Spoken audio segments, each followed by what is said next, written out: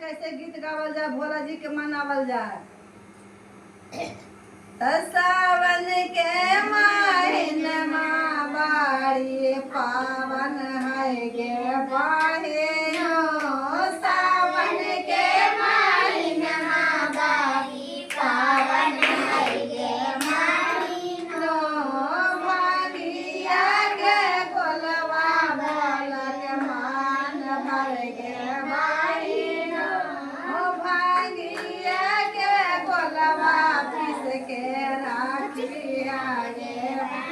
एक बहना सब सावन में भांग के गोला पीस के रखिया। भोला जी के कैसे मनावल जाए, भोला जी के बहुत पसंद है भांग के गोला, कुछ रहे चाहे मत, भांग के गोला जरूर है ना दीदी। तब पीसना है ना दीदी, सब मिल के मनाना सबके ना। कैसे भोला के मनावल जाए, कैसे मनावल जाए दीदी बोला।